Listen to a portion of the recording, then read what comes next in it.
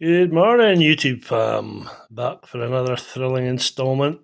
It's part two of the brakes today. My new seals have arrived. Should I say my new seal kit has arrived. Let's get everything in there, including some bleed nipples and the O-ring. My pistons have arrived, didn't take long at all. Good idea with these is to always check them against your originals, size-wise. These look to be same height, maybe marginally wider.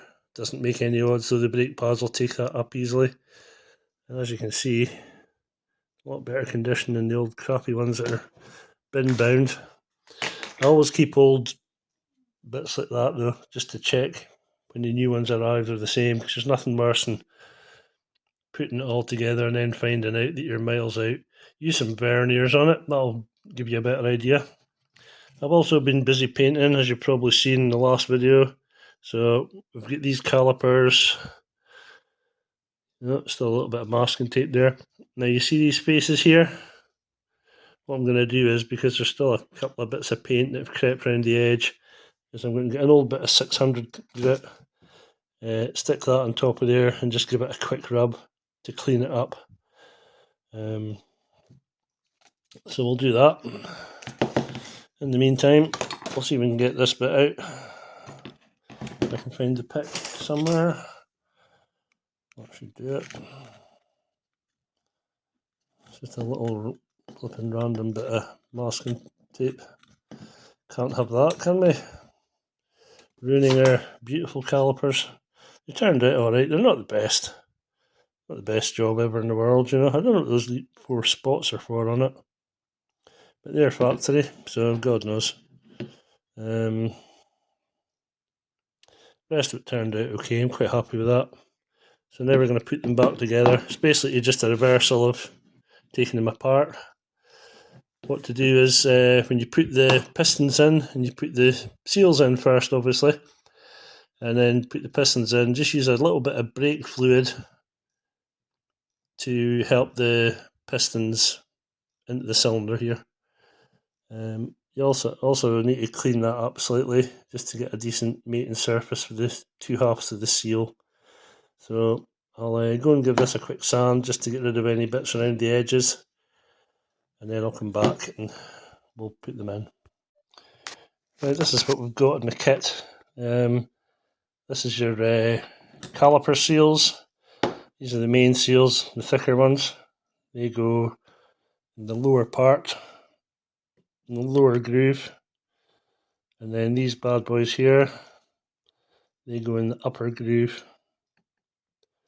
Yep. These are the sliding pins for your brake pads. You can see they've got a hole in the end of them. And the hole in the end is for this clip to go through. Push it down from the top through the holes, and that keeps these in place. Oh, God knows what's happening here.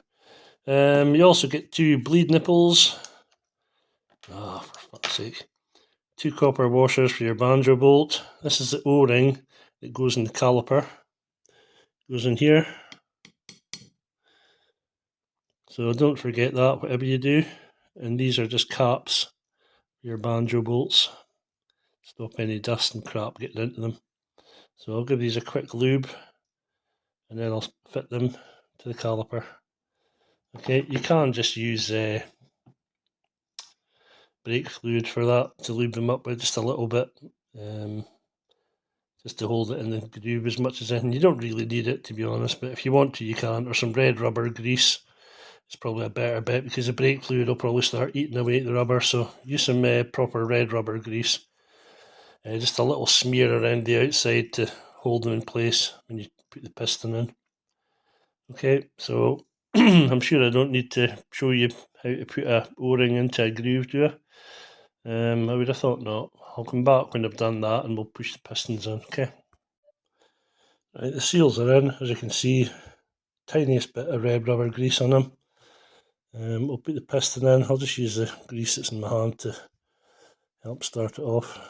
Should be easy enough to get in. I say easy enough, it's not actually easy enough, you have to give it a bit of pressure. So you put this piston in the cylinder like so, make sure it's square, and then just push it in, okay, like so.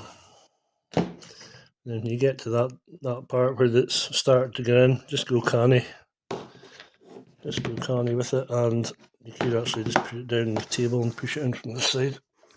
You can see it's going in. So what you need to do is you need to get that piston all the way in there, just maybe the end of it sticking out, maybe a few mil, and that's you sorted. Okay, welcome back. Right, we've got the pistons in, I just pushed them right in. That's them sorted. Now we need to get the O-ring, wherever it may be. Here it be. Again, you can just put a little bit of red rubber grease on it if you like, just to hold it in place. Use a shaky camera hand. Stick that on. I've lapped these. You can see a little bit at the bottom there was obviously higher than the rest. But they're nice and flat. Don't use a rough sandpaper on this. You need that to be a tight seal. Okay, I just used like 600. You could probably go 800, 1000, whatever, just to get rid of any bits of paint if you're painting your calipers. You don't need to do that if you're just rebuilding them, obviously. So we'll put these two halves of the caliper together now, and they get bolted up. These bolts here, bolt the two halves together, tighten them up, and then our caliper is almost done. Put the pads in next. There's a silver thin piece of steel that goes over the back of them. That's just to stop the pads from squealing, basically. You can put it in or you can leave it out, it's up to yourself. I'm going to put it in because it was in before. And then your pads, they sit down this groove here, like so, facing each other obviously. And then you put the pin through this hole here, just through the other side. Obviously you put the other pad in as well, and it goes into a blind hole on the other side, so the clip will stop it from coming out of that hole. You can put a little bit of copper grease in that hole if you like, just to stop the pin from seizing in it. I'll do that. And then, like I say, you slide the pins. Pins will get holes, obviously, on one end. The whole end is not the blind end, the bit that goes into the hole. You want it at this side, yeah? So that goes in there like so, once you get your pads in, obviously. And then the pin will come through to the inside. The hole, sorry, will come through to the inside. See if I can just find it. Finding the hole's never easy. You can just see it there, yeah? And then that hole, this clip goes through it, okay? Right, that's your pads in, this anti-squeal behind them, and then you stick this clip in here. You have to make sure the holes are both lined up at the top, far enough through, okay? So the clip sits behind the pads, this clip here sits behind the pads, and once you get them lined up at the top, you need to push it in evenly on both sides. And if you look at the side here, you can see it's kind of shaped like an R clip. See this bit here at the end of the thingy? You have to push them down far enough that that goes over the pin, right? I mean, if you've done this already, you'll know what I'm talking about, but if you've never done it before, it'll help, hopefully. Alright, you can see I put a bit of grease in there at the end of the pins. I couldn't find the copper grease, I just used some normal stuff. Sue me. Don't get it everywhere.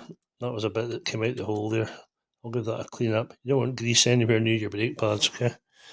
And then obviously you need to keep your pads apart when you put them on the disc, so that you get one pad on each side. I mean, this is pretty obvious stuff, but I've seen folk putting the disc in the back of both pads before, so you know, anything's possible.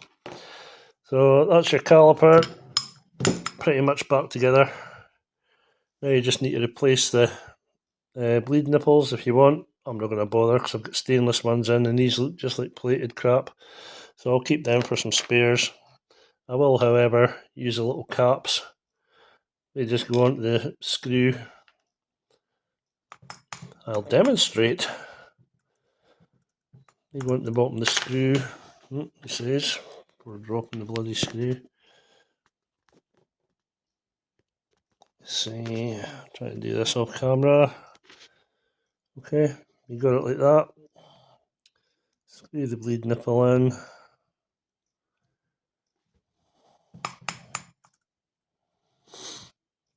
And once you're tight, and once you've bled your brakes, you just use that cap over the top of the bleed nipple, push it down. So let's do it one-handed.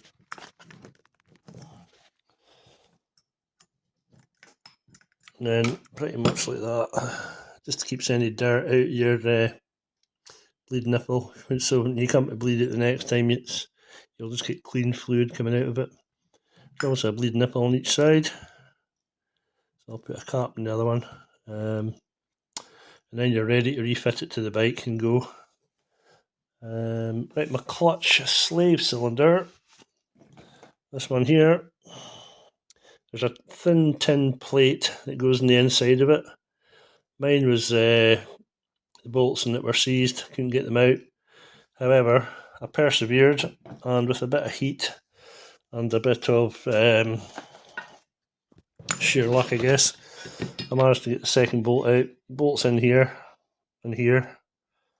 I obviously had to cut the plate to get the bolts out, so what I've done is I've taken a template and I made another one up out of an old bit of car panel. So I've just got to drill the holes in that.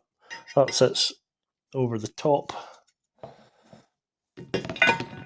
Once you've fitted this in the hole, this fits over the top and it just stops any crap getting into your push rod, and it'll also help preserve your rubbers in there.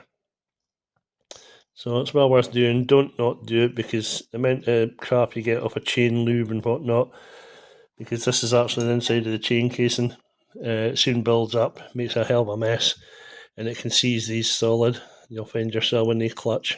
So for the sake of 20 minutes, either get the original or make something up just to cover it. It covers it, not like that, because these bolts are in a separate, something like that. These are the bolts that bolt into the actual casing. You can see they've got a dowel on them here and here, here. So they bolt onto that. You need to take the bleed nipple out of the master before you feed it through, because it won't fit. I'll just demonstrate. I'll take it out. So if we take that out, and that, I need to line this, don't we?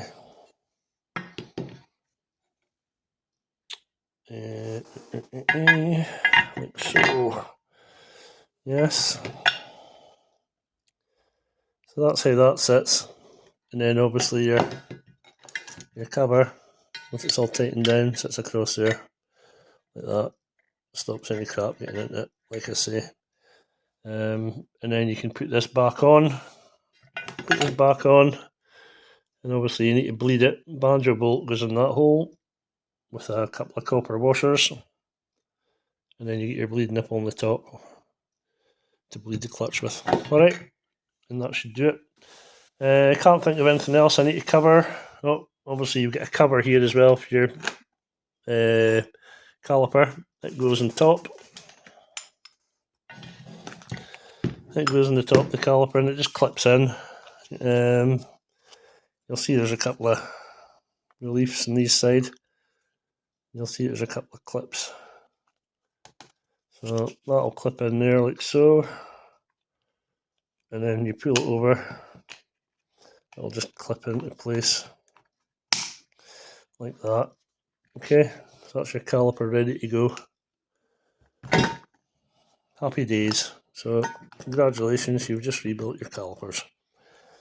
I'll be back with maybe another couple of videos on the Bandit. We'll see what I need to be doing, and take care. Hope this has helped somebody. If it has, put a like down the bottom. Subscribe if you would. That would be great. And we'll see you for the next one. Cheers. Bye.